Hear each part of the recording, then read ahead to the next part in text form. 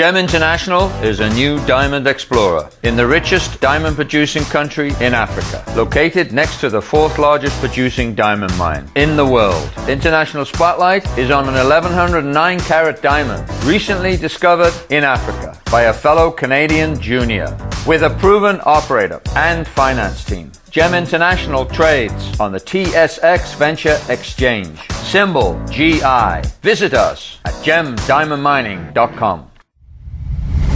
You're listening to HowStreet.com radio, available online at TalkDigitalNetwork.com.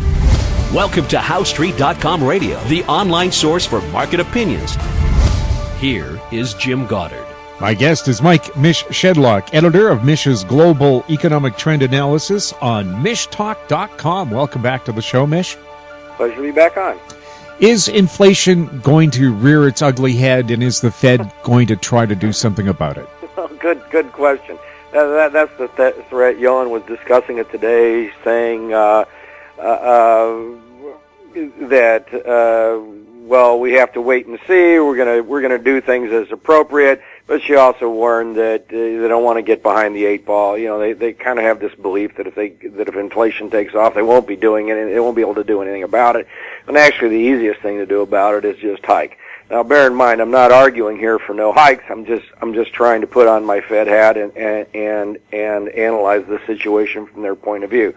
The PPI, Producer Price Index, for final demand spiked today, 0.6%, biggest jump in about 20 months.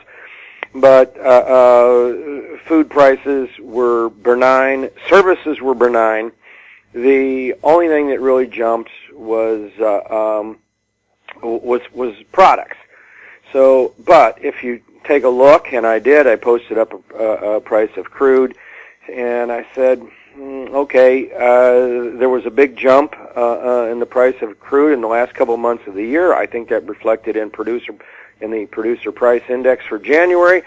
But since January 1st, the price of crude has either been stable or slightly down, hovering pretty much right around where it was. But when it did move, it was mainly lower, not higher. So next month, I'm saying the producer price index, unless we get huge jumps here in the price of gas over the last 2 weeks of February, I'm not expecting another big jump. And also, we have winter gasoline blends. Do you have these things up there in Canada too? Oh yeah. Okay, so they're going to have to get rid of these winter blends, head into the spring blends. To draw down those inventories and get rid of those, I just don't think it's likely that gasoline prices spike that much in the next 2 weeks. After that, we have to wait and see. But and that's what it boils down to. So the Fed really didn't say anything today. Of course, they never say anything because they never know anything, but they hide behind all of this stuff. They talk about uncertainties due to Trump. There would have certainly been uncertainties had Hillary won. Maybe the uncertainties would have been different, but they would have been there. So they hide behind all of this language, and it's clear actually that the Fed really wants to hike here. Well, I would say if you really want to hike, go ahead and do it, but I don't believe they will. They will only do it if the market expects it, and right now the market only sees a 17% chance, so 18% maybe, of a hike in March. And so now what do we have? So we have a lot of time between now and June for economic data to be a lot better or a lot worse, and if it's a lot worse, I don't think they hike in June either. Well, there's 3 vacancies now on the Fed. Is Trump going to fill them? 3 vacancies on the Fed. Well, he's going to fill them. That's for sure. But and Yellen is going to stand down. Probably, I don't think she's going to want to put up with Trump.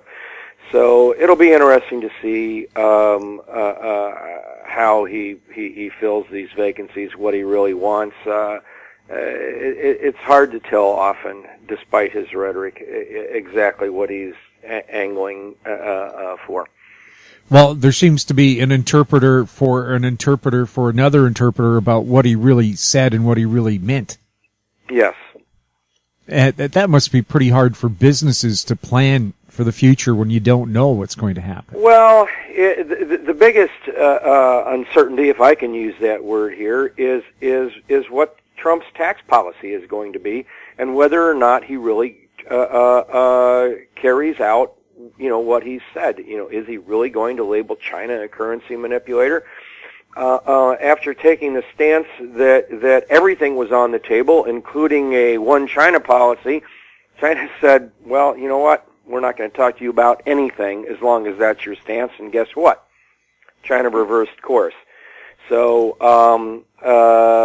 but it's highly likely here that Congress is going to pass some sort of law here, and it's also likely that law is going to be in violation of World Trade Organization treaties.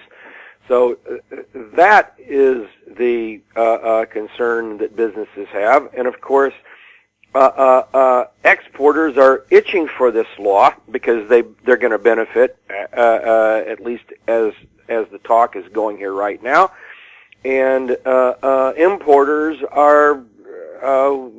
will be hurt very badly if the law passes the way it does. So what we have here is we're essentially pitting, let's put it this way, GE against Walmart, if that makes any sense.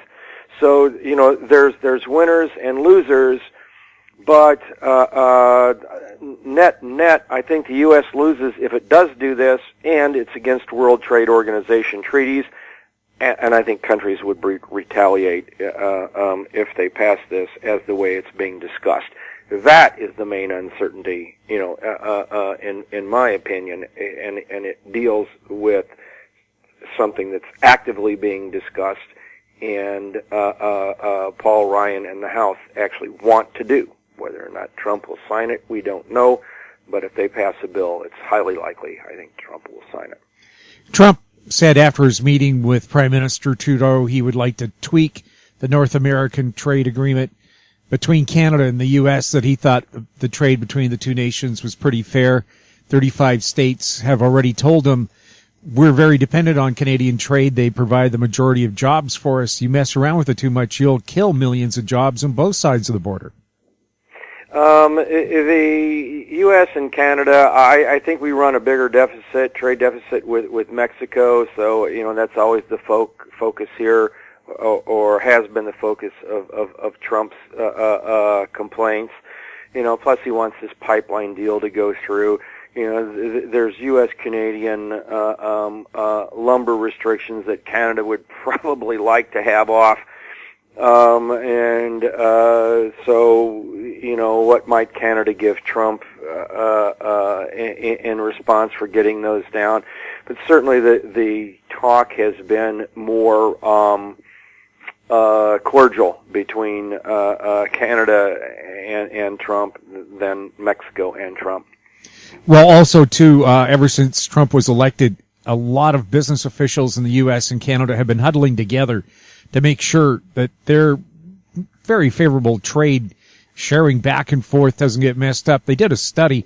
An object made in the U.S. or Canada goes across our border about 6 times before it's finally made and sold. Mm-hmm. So that's pretty. And plus, that is precisely what people miss, and they're also missing U.S. agricultural exports to Mexico. To punish the U.S., Mexico might just say, you know what, I'm going to buy corn from Brazil, even if it's slightly more expensive. They would be kicking themselves in the foot a little bit to do that, but the U.S. would, also gave a big kick to Mexico in let's say, placing tariffs. Countries have a tendency to retaliate. And, it is precisely those retaliations that everyone should be worried about. Would it add $10,000 to the cost of an American car if car parts were seized or stopped being made in Mexico? I don't know what it would cost. Certainly there would be an initial supply disruption. That would be one of the most things. Some of the parts are U.S. parts. We have assemblies down there in Mexico. Some of the parts are genuine Mexican. Some of the parts actually come from Asia to Mexico and assembled there.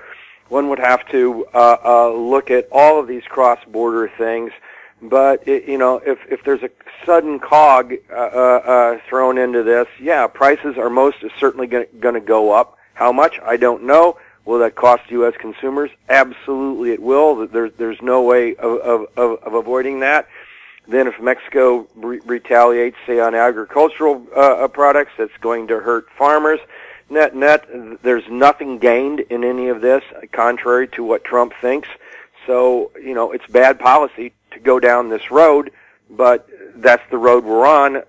Let's see how bad the policy gets. We don't know at this point.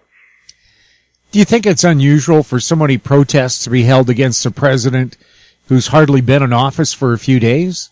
Well, Trump brought a lot of this stuff on himself with his executive order on banning those airlines from coming in. There's a whole bunch of rules here. It actually gets kind of complicated. There's the rule by which Trump made that judgment, but there's also an issue of depriving green card holders of legal residence here in the United States of due process. That is my main objection, and it's gotten downright messy. And people are blaming here the Ninth Circuit Court. For being liberal. There's all these there's stories out there that 86% of the rulings get rescinded by the Supreme Court. Actually, it's something like 86% of the things that actually are challenged in the Supreme Court. So we're really talking something on the order of 0.1%, not 86%. When you actually look at the laws that are never challenged and the ones that are actually upheld when they are challenged. So it's very easy in these complicated matters for people to simply see things as they want to see them without looking at the other side at all. But from a fairness standpoint, from a due process, I think it is absolutely absurd to tell someone all of a sudden who is a legal resident in the United States, working here, owns a house here, perhaps even has a business here, that he can't return to the United States. That is absolutely crazy, in my opinion. And it appears that's how the Ninth Circuit Court has responded to the ruling. And rather than just revoke portions of the order, actually was a pretty simple one sentence, they revoked the whole thing. And if people were protesting, airports were blocked. Very rare for people in the United States to get so angry as to do something like this. But yeah, there's a lot of anger, and it all started with a poorly implemented executive order. Had Trump just issued it against those nations without affecting people,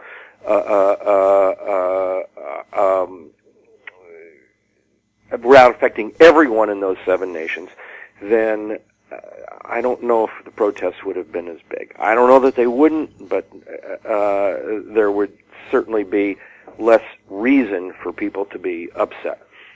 We'll have more with Mish Shedlock right after the break. I'm Larry Ray, President and CEO of American Manganese, Inc., listed on the TSX Venture, ticker symbol AMY, A-M-Y, with proprietary patents in the U.S., China, and South Africa. Our focus is on recycling lithium-ion batteries for electric vehicles. China recently legislated the responsibility for recycling onto their electric vehicle manufacturers and importers. For more information, please visit AmericanManganeseInc.com or phone me, Larry Ray, at 778-574-4444. Welcome back. We're speaking with Mish Shedlock. Mish, is the European Union more or less dead? I believe it is. Well, the eurozone is, the European Union. The European Union has a chance to remake itself. Whether or not it will, I don't know. The eurozone, as we know it, I think is going to crumble. I've been saying this for years. It's just a matter of time. Greece is not going to be able to survive. Eventually, Greek citizens are just simply going to have enough. There's no way that Greece can maintain 3.5% balance of trade surplus for the next 40 years, which is about what they would have to do if they were to stay on these projected targets. The IMF says it's nuts. It can't be done. I agree with the IMF. The IMF is certainly doesn't have clean hands in this mess, but at least the IMF is saying some reasonable things right now. And I did a post wondering what Greece was up to. For a while, it appeared that it was just more game playing issues, trying to get the Greece and Germany and everyone fighting so it could sit back. And if it was kicked out of the EU, kicked out of the eurozone, or left the eurozone, excuse me, they can't be kicked out. That it would have a bunch of places to blame. But now Greece is complaining that it can meet the targets, even though the IMF says no. That's a crazy provision, which led me to believe the only way Greece could possibly be making statements like that is if they hate the IMF so much that they just want rid of the IMF regardless of the consequences. That's all I could come up with, other than perhaps they're just plain crazy, which is always a possibility, isn't it? Was Britain smart then to pull the trigger with Brexit? Absolutely. A smart ruling. The eurozone has, the EU has too many rules, too many regulations. London, the UK, was contributing too much to it. The agricultural policy of the EU is absolutely crazy. And had the UK stayed in the EU, there would have been constant pressure. I mean, constant pressure for the UK to join the eurozone. It was something that it didn't want to do, and to avoid that pressure and to avoid other pressures on financial taxes and transaction taxes and other things that the UK didn't want to do, it was just literally best to leave. The EU is not a free trade union at all. It, in fact, is a customs union with huge tariffs on agricultural goods, huge tariff for the benefit of France, to the detriment of everyone else, and pretty ridiculous requirements when it comes to energy and other things. The UK was absolutely wise to leave the EU. President Trump is about to meet the CEOs from a number of large U.S. retailers. Kind of half jokingly, I'm going to ask, is he going to plead with them to pick up his daughter's clothing line? Well, maybe. Who knows? He's capable of doing anything here. What he's going to find if he meets with a bunch of industry leaders is how two-sided this all is. As I said, the exporters want one thing, the importers want another thing, and he is not going to be able to solve both parties unless he doesn't do anything. They please both sides unless he does nothing. And even now, I'm not even sure, after all the promises he's made, if that does nothing. Actually, cutting corporate income taxes, if he does just that and no more, both sides come away with something, and he's going to run into issues taking sides of importers versus exporters if he does much more than just reduce corporate income taxes. Mish, thank you so much for chatting with us. Pleasure to be on. We'll catch you in 2. Thanks. My guest has been Mish Shedlock, editor of Mish's Global Economic Trend Analysis on mishtalk.com. You're listening to HowStreet.com Radio. Find us on Twitter at Talk Digital Net. Our YouTube channel is Talk Digital Network. Questions can be sent to info@HowStreet.com. I'm Jim Goddard. Thanks for listening. Comments made on HowStreet.com Radio are an expression of opinion only and should not be construed in any matter whatsoever as recommendations to buy or sell any financial instrument at any time. Available online at TalkDigitalNetwork.com. HowStreet.com Radio is a production of HowStreet Media Incorporated.